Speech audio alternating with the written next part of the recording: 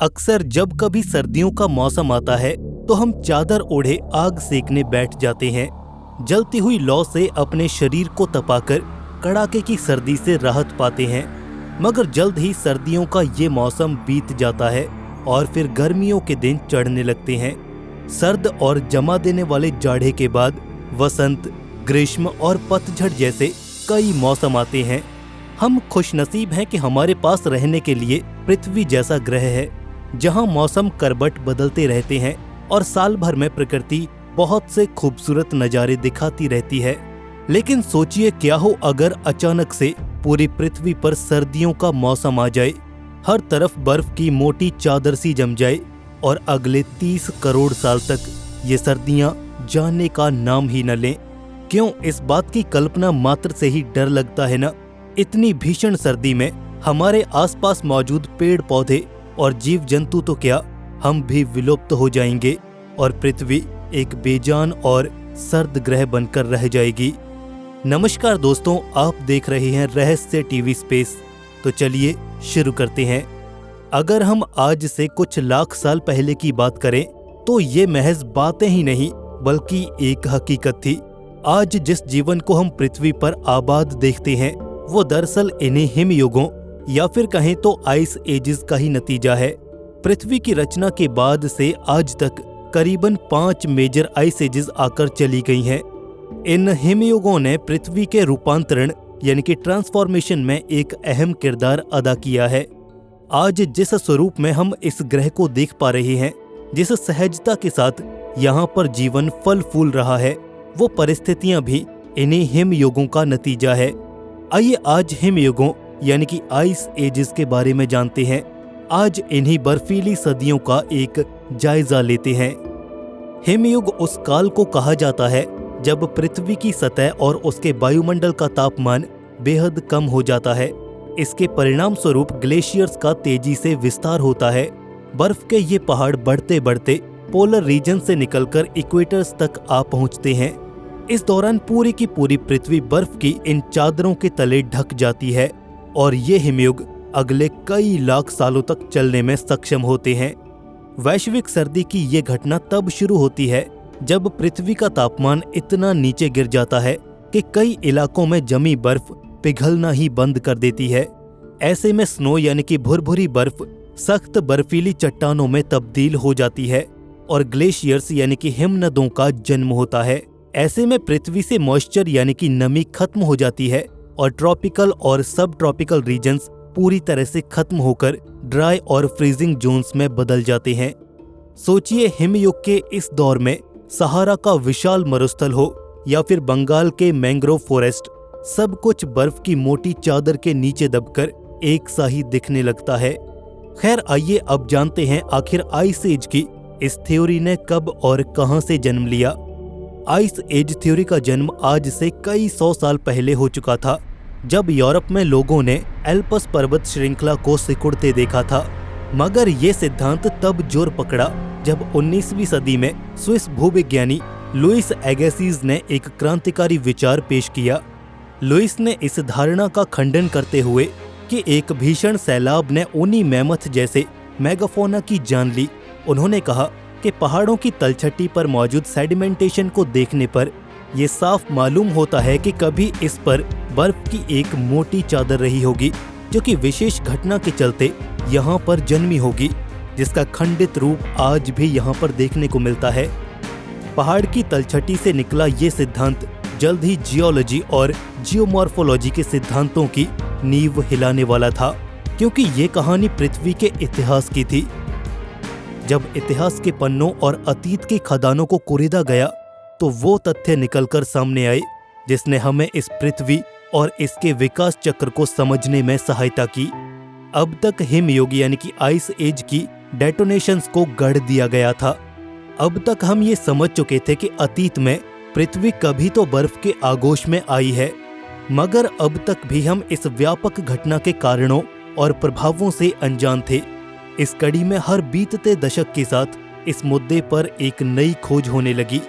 Geologist और पृथ्वी की सतह का अध्ययन करने वाले वैज्ञानिकों के अलग अलग दस्ते अलग अलग इलाकों का रुख करने लगे किसी ने आर्कटिक सर्कल की बर्फ की वादियों में वो पाया जिसकी उन्हें तलाश थी, तो किसी ने ग्रीनलैंड में जमे हुए हिमनदों में सुराख कर सबूतों को तलाशना शुरू किया।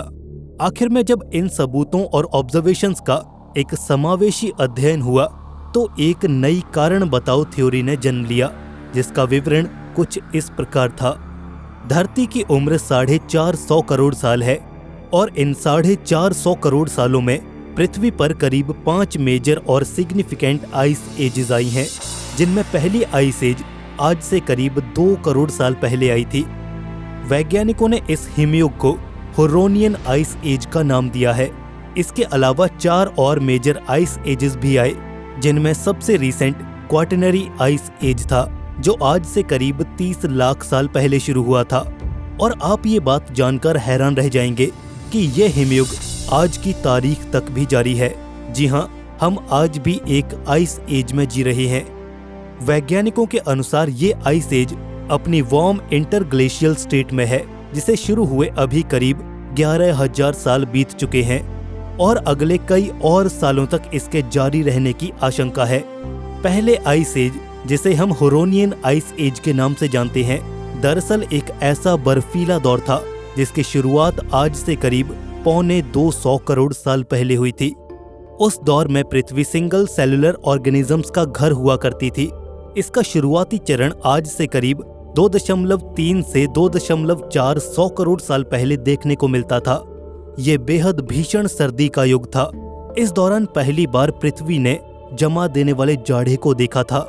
वैज्ञानिक ये अनुमान लगाते हैं कि इस आइस एज के शुरू होने की वजह वो ज्वालामुखी रहे होंगे, जिन्होंने पृथ्वी की उत्पत्ति के बाद से लगातार उद्गार किया होगा, मगर कुछ भौगोलिक कारणों के चलते वे कुछ समय के लिए इरप्ट होना बंद हो गए होंगे, जिसका नतीजा ये निकला कि धरती के वायुमंडल में कार्बन डाइऑक्साइड गैस की कमी हो गई। और आप बेहद अच्छी तरह से जानते हैं कि यही वो गैस है जो विभिन्न ग्रहों के वायुमंडल में गर्मी बनाए रखने में मदद करती है। ऐसे में कार्बन डाइऑक्साइड का अभाव पृथ्वी को सर्द तापमान की ओर ले गया होगा और परिणाम स्वरूप धरती ने अपना पहला स्नोफॉल पीरियड, या फिर यूं कहें कि आइस एज एनकाउंटर किया। और ये आइस एज अगले 11,500 सालों तक चला।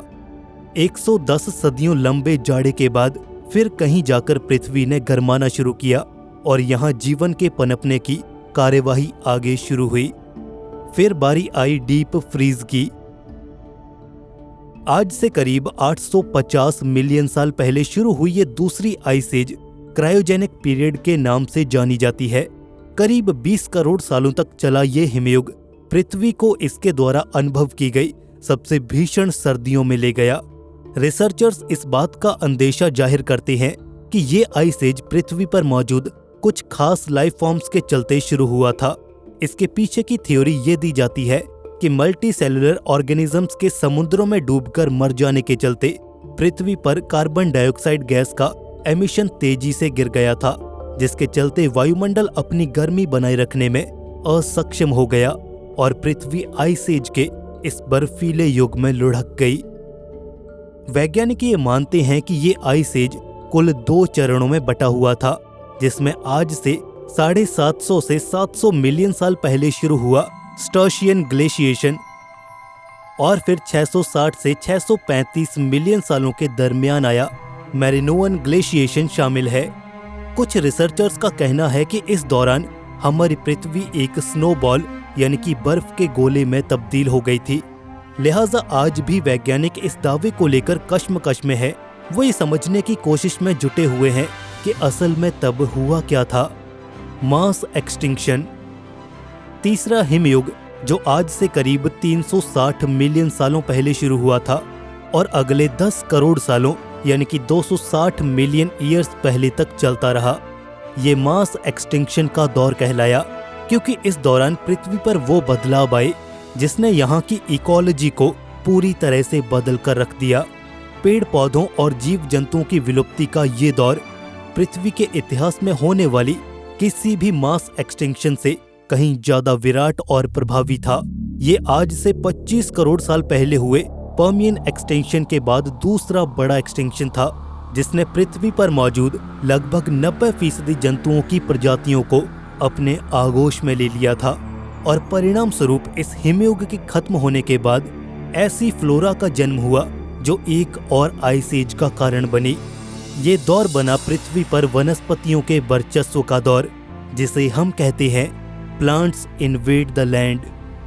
क्रायोजेनियन ग्लेशिएशन की तरह ही कारू नाम के इस आइस एज ने भी दो विभिन्न चरणों को देखा, जिनमें पहला था मिसिसिपियन पीरियड जो 359 से 318 मिलियन ईयर्स तक चला, और फिर आया पेंसिल्वेनियन पीरियड जो कि 318 से 299 मिलियन ईयर्स तक चला।